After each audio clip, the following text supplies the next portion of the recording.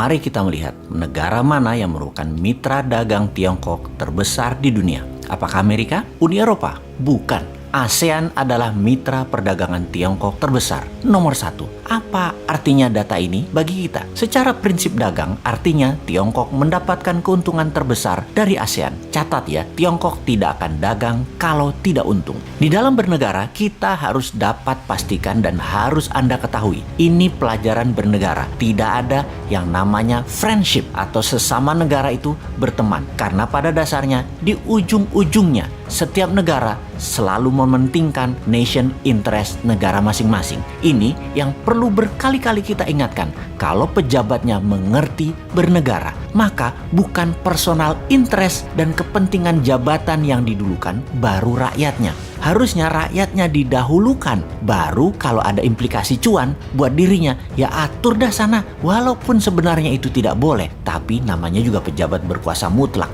Bisalah diatur oleh mereka untuk mereka dapat sesuatu di zaman old mind begini. Beda nanti pada saat zaman new mind-nya menjabat. Ya total pejabatnya abdi masyarakat. Bener deh, jangan seperti negara tetangga. Keuntungan pejabatnya didulukan, baru dibangun narasi nasionalismenya. Jadi negara tetangga itu punya strategi berkuasa dan mengelola negara untuk kepentingan sedikit orang, yaitu dirinya dan kelompoknya, terutama oligarki yang mendukung mereka. Bener deh, baru pertama kali di dunia ada bernegara itu dibangun dengan kekuatan narasi saja. Bahkan ada seorang menteri di negara tetangga tersebut membangun narasinya begini. Ketika Amerika datang ke mereka, pejabat Amerika itu berkata betapa jeleknya komunis Tiongkok dan strategi negara Tiongkok kepada banyak negara. Kalian, negara tetangga tersebut ya maksudnya, harus selalu bersama Amerika. Tapi begitu Amerika balik ke negaranya, gak ada apa-apa yang dikasih sama Amerika ke negara tersebut. Sementara dengan Tiongkok, Tiongkok berkata, kamu ke Tiongkok saja. Sepertinya kalian tuh perlu banyak jembatan, pelabuhan, jalan tol, bandara, kereta api.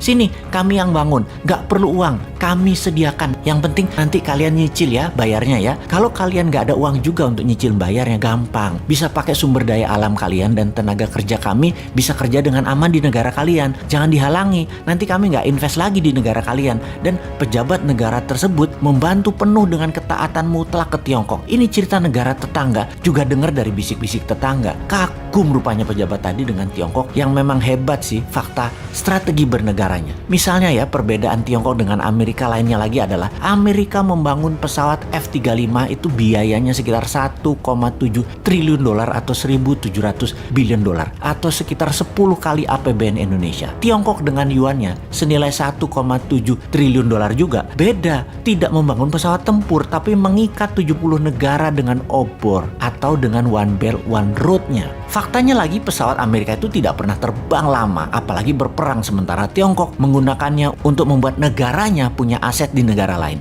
Disinilah Amerika akan kalah dengan Tiongkok dalam jangka panjang karena Tiongkok memikat dengan terlihat membantu ekonomi sebuah negara. Jadi kasihan memang banyak negara tetangga kalau pemahaman bernegara pejabatnya tipis dan kuat narasi membangun nasionalismenya, negara tersebut akan habis aset nasionalnya dan anak cucunya nanti ketika mereka nggak jabat tinggal bayarin hutang. Inilah yang disayangkan oleh New Mind. Pertanyaan sederhana, Tiongkok punya yuan sampai senilai 1,7 triliun atau 1.700 billion dolar itu datangnya dari mana? Inilah yang akan kita lakukan di masa nanti ketika old mind lengser dan ketika rakyat dengan sadar tidak memilih old mind lagi. Apa yang kita lakukan? Printing money berbasis proyek termasuk proyek negara lain. Ini harus huruf kapital ya, yang akan kita kuasai. Sekali lagi, negara yang akan kita kuasai. Dialog mengenai printing money memang banyak menimbulkan kontroversi, namun tetap harus kita perjuangkan. Kita semua tahu bahwa pejabat di negara demokrasi harus siap ditantang dengan pemahaman yang lain yang baru yang mungkin lebih baik. Namun ketika ada yang mengatakan printing money, sayangnya otak langsung ada kata inflasi dan mengatakan ini akan menyebab pemerintah menjadikan negara hiperinflasi. Siapapun yang bicara seperti itu berulang-ulang, pasti orang ini nggak pernah belajar ilmu ekonomi. Nggak segoblok itu ide printing money menghasilkan hyperinflasi kayak Venezuela Venezuela. Naif bener yang ngomong begitu. Semua ada dalilnya, semua ada bukti yang telah dilakukan dan berjalan dengan baik. Kita ingetin ya, pada saat sebelum Perang Dunia Kedua, yang mana untuk biaya Perang Dunia Kedua, ekonom terkenal Profesor JMK yang menjadi penghitung war cost accounting atas biaya perang yang menjadi dasar Federal Reserve cetak uang. Sebelumnya, dia menjadi penghitung Project Relief Amerika yang lain yang membuat Amerika keluar dari Great Depression.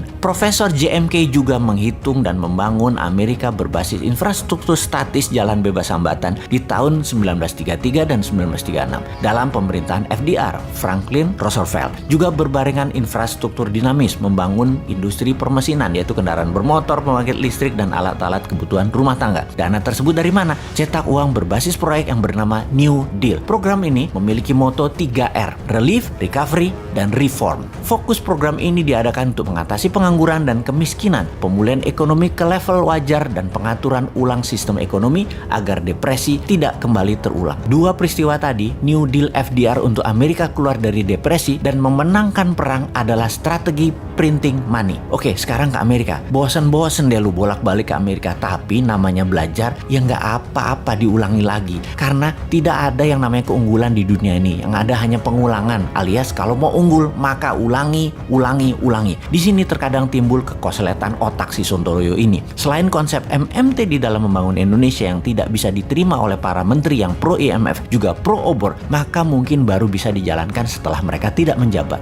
New Mind sangat menyayangkan ketidakberanian mereka saat ini, mengingat mereka masih 3 tahun lagi berkuasa. Terlambatnya Indonesia untuk tidak miring ke Tiongkok dan berdikari, sungguh hal ini membuang-buang waktu Indonesia selama 3 tahun ke depan. Belum bisa mulai untuk menjadi negara terbesar di dunia. Atau mungkin mereka memang tidak mau dicatat sejarah sebagai pejuang kedaulatan Indonesia berikutnya. Mereka maunya dicatat sebagai orang yang manut dengan IMF dan obor Tiongkok. Ya, nggak apa-apa juga, nama juga pilihan hidup kok.